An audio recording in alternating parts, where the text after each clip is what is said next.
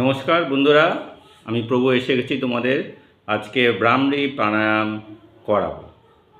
তোমরা অলরেডি সুখাসনে বসে পড়েছো, তো শুরু করা যাক। মেরুদণ্ডটা সোজা করো, শ্বাস স্বাভাবিক রাখো।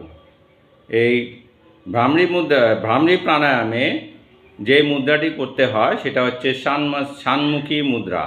এই শানমুখী মুদ্রায় হাতের 10টি আঙুল দিয়ে আমরা চোখ, নাক, মুখ এবং কান, শরীরে 6টি দ্বারকে বন্ধ করব। প্রথমে তোমরা দেখে নাও, তারপরে তোমরা আমার সাথে করো।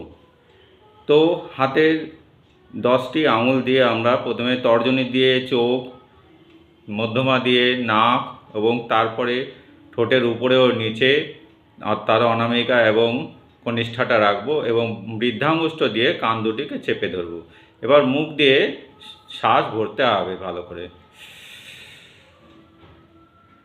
এবার ওমকার ধ্বনিতে সেই শ্বাস ছেড়ে ভাইব্রেশন তৈরি করতে হবে।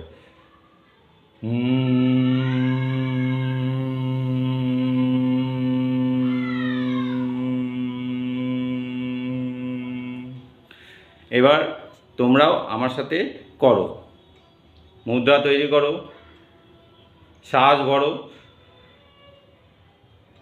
ওমকার ধ্বনিতে ভাইব্রেশন তৈরি করো।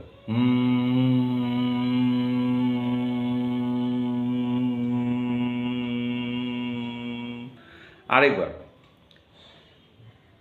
মুদ্রা করো, শ্বাস ভরো,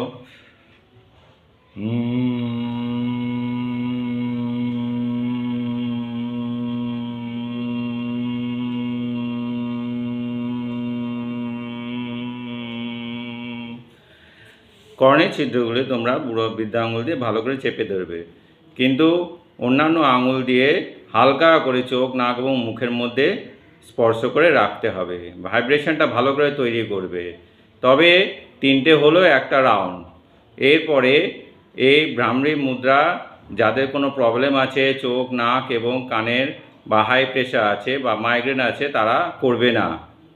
আর এই ব্রাহ্মী মুদ্রার অসাধারণ উপকারিতা আছে। ব্রাহ্মী মুদ্রার প্রেশার, অ্যাসমা এবং লাং ক্যান্সার কিন্তু ঠিক হয়ে যায়।